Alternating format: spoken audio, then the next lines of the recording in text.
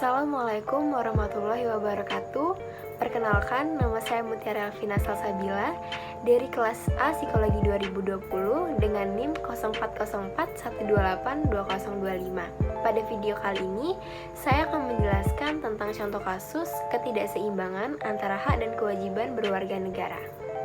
Tetapi sebelum saya menjelaskan tentang contoh kasus, saya akan memaparkan apa sih hak dan kewajiban itu, apa saja hak kita sebagai warga negara dan kewajiban kita sebagai warga negara, serta bagaimana bisa terjadinya ketidakseimbangan antara hak dan kewajiban itu sendiri. Hak itu sendiri merupakan segala sesuatu yang harus diterima dan dimiliki oleh setiap warga negara. Sementara, kewajiban merupakan segala sesuatu yang harus dilakukan yang sesuai dengan aturan dan norma yang sudah berlaku di masyarakat. Hak dan kewajiban kita sebagai warga negara Indonesia sudah diatur dan dijamin dalam Undang-Undang 1945 pada pasal 27 sampai dengan pasal 34. Apa saja sih hak kita sebagai warga negara Indonesia itu sendiri? Jadi, hak kita itu ada hak untuk hidup dan mempertahankan kehidupan, ada hak atas pekerjaan dan penghidupan yang layak, ada hak untuk membentuk keluarga dan melanjutkan keturunan melalui perkawinan yang sah, ada hak untuk mengembangkan diri, ada hak untuk memajukan dirinya, ada hak atas pengakuan, jaminan, perlindungan, dan kepastian hukum yang adil, serta ada hak untuk diakui secara pribadi di hadapan hukum. Adapun kewajiban kita sebagai warga negara, yaitu kewajiban untuk menaati hukum dan peraturan yang sudah dibuat, kewajiban ikut serta dalam upaya pembelaan negara, kewajiban untuk menghormati hak asasi manusia, serta kewajiban tunduk kepada pembatasan yang sudah ditetapkan dengan undang-undang. Hak dan kewajiban merupakan sesuatu yang tidak dapat dipisahkan. Namun, sekarang ini seringkali terjadi pertentangan antara hak dan kewajiban karena tidak mencapai keseimbangan. Semua itu bisa terjadi karena pemerintah dan para pejabat tinggi itu lebih mendahulukan hak daripada kewajiban. Jika keadaannya terus seperti ini, maka tidak akan ada keseimbangan antara hak dan kewajiban. Jika keseimbangan itu tidak ada, maka akan terjadi kesenjangan sosial yang berkepanjangan. Untuk mencapai keseimbangan antara hak dan kewajiban itu, kita perlu mengetahui posisi diri kita sendiri. Sebagai seorang warga negara, kita itu harus tahu hak dan kewajiban kita.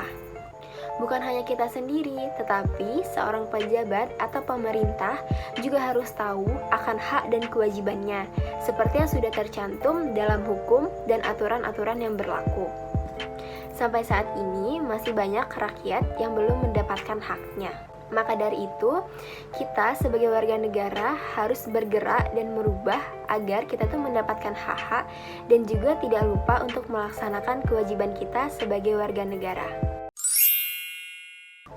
Kepolisian Resor Gunung Kidul, Yogyakarta mengamankan remaja berinisial S, 20 tahun, karena diduga melakukan pencabulan terhadap gadis berusia 13 tahun.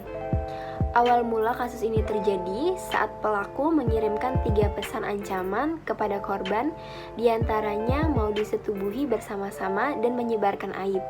Lalu, korban melaporkan kepada orang tuanya.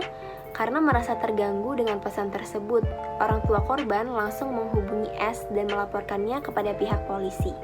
Korban akhirnya menceritakan bahwa ia pernah disetubuhi oleh pelaku ini sebanyak 2 kali.